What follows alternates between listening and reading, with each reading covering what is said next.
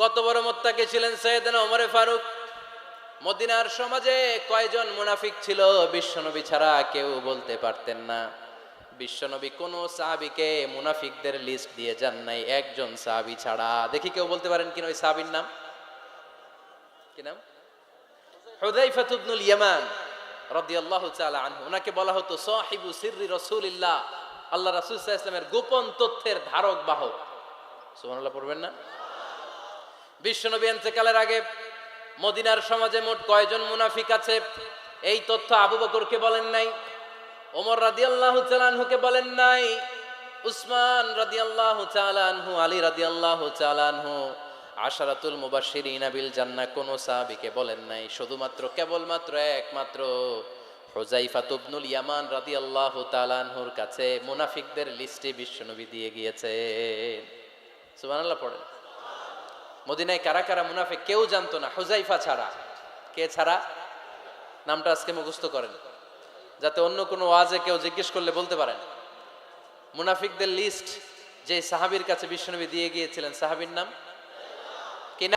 ওমর ফারুক একদিন হুযায়ফা রাদিয়াল্লাহু তাআলা আনহুর কাছে গেলেন, যে বললেন, হুযায়ফা, বিশ্বনবী ইন্তেকালের আগে মুনাফিকদের নামের লিস্টটা কারো কাছে দেয় নাই, আমার জানা নাই, সাইয়েদনা আবু বকরের জানা নাই, কোন সাহাবীর জানা নাই, তুমি ছাড়া।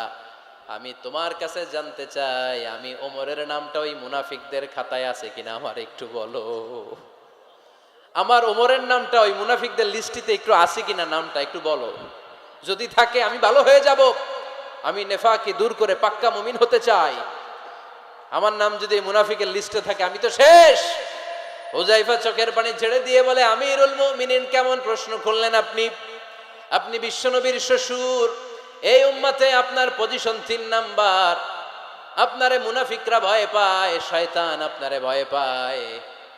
আপনি জান্নাতে সব বয়স্ক লোকদেরকে নিয়ে জান্নাতের মধ্যে আগে আগে ঢুকবেন, কেমন করে মুনাফিকদের কাতারে আপনার নাম থাকতে পারে ওমর? সুবহানাল্লাহ পড়ে।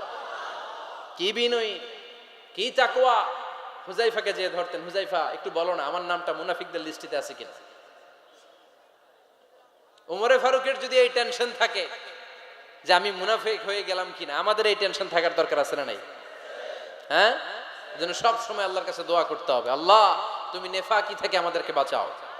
আরো জোরে পড়েন আমিন। ওমরে ফারুক রাদিয়াল্লাহু তাআলা আনহু আমাদের সুপার হিরো, আমাদের সবাই বলেন আমাদের। উনি কত বড় সুপার হিরো শুনেন। উনি জুমার খুতবা দিচ্ছেন। কি দিচ্ছেন? মসজিদে নববীতে। খুতবার মাঝখানে হঠাৎ বললেন, ইয়া সারিয়াতাল জাবাল, ইয়া সারিয়াত ইবনে জানিমিল জাবাল। এই কথা বলেই আবার খুতবা দিতে শুরু করলেন।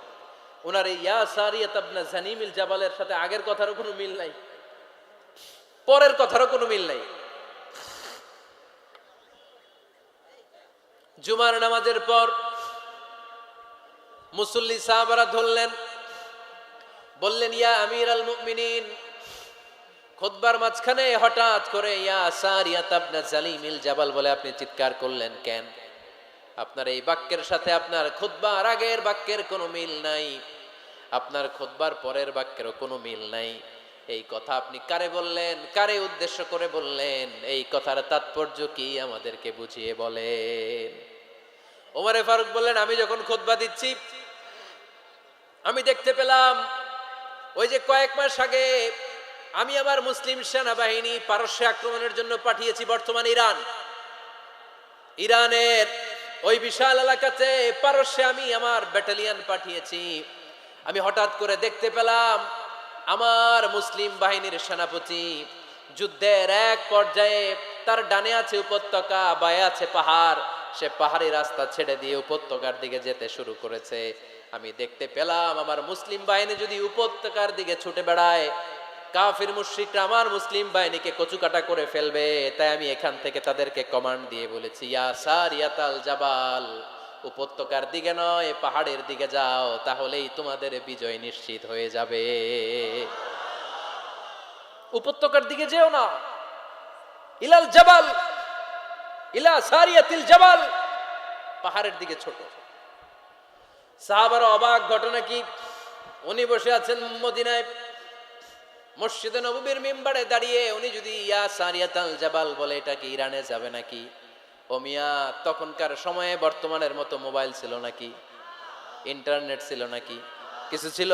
মুমিনিন বিশ্বাসী সাহাবারা বিশ্বাস করে নিল। কিছু মুনাফিক ছিল, এরা কয় না ঝামেলাস, এটা তো সম্ভব না। এক কাজ করি, এই সেনাপতি যখন বিজয়ী বেশে মদিনায় ফিরে আসবে আর আমরা ধরবো।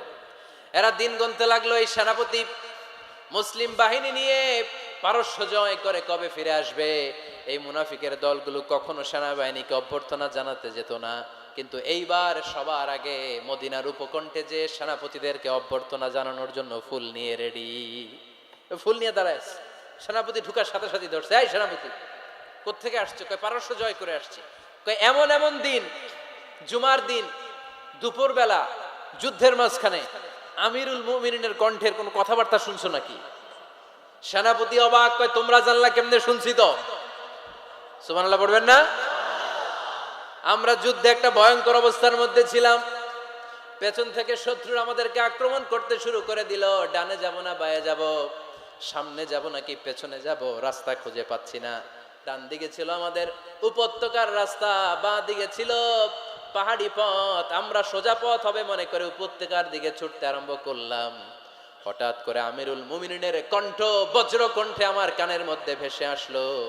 আমার মনে হলো আমিরুল মুমিনিন কেমন যেন আমাকে কমান্ড দিচ্ছেন আর বলছেন, ইয়া সারিয়াতাল জাবাল, ডান দিকে উপত্যকার পথে নয়, তাড়াতাড়ি পাহাড়ের দিকে সৈন্যবাহিনী নিয়ে উঠে যাও। পাহাড়ের দিকে, ডানে না। This is wrong track and this is the right track. ওই দিন যদি ওমরে ফারুকের ওই গাইডলাইন, আমিরুল মুমিনিনের কমান্ড যদি আমি না শুনতাম, আজকে বিজয়ের বেশে ফিরতেও পারতাম না, আমাদের চেহারাও তোমরা দেখতে পেতে না। ওমরে ফারুকের ওই কমান্ড, ওই গাইডলাইন অদৃশ্য থেকে শোনার কারণে এই পারস্যের মধ্যে আমাদেরকে সেই যুদ্ধে বিজয় দান করেছে কে? দিস ইজ ওমরে ফারুক, দিস ইজ ওমরে ফারুক। বিশ্বনবী বলছেন, ওমর মা লাকিয়াকা শাইতানু সালিকান ফাজ্জান ইল্লা সালাকা ফাজ্জান গায়রা ফাজ্জিক। ওমর, শয়তান ইবলিস যদি তোমার কোনো রাস্তা দিয়ে হাঁটতে দেখে, শয়তান ওই রাস্তা রেখে দিয়ে অন্য রাস্তা দিয়ে হাঁটে। সুবহানাল্লাহ বাড়িতে যায় বলেন। কে বলতেছে? বিশ্বনবী। কার ব্যাপারে? ওমরে ফারুকের ব্যাপারে। শয়তান যদি দেখে যে ওমরে ফারুক এই রাস্তা দিয়ে হাঁটতেছে, শয়তান ওই রাস্তা রেখে দিয়ে অন্য রাস্তা দিয়ে হাঁটে। সুবহানাল্লাহ পড়েন।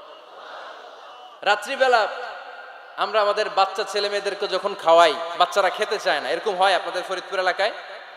হ্যাঁ, এই এলাকায় হয় নাকি?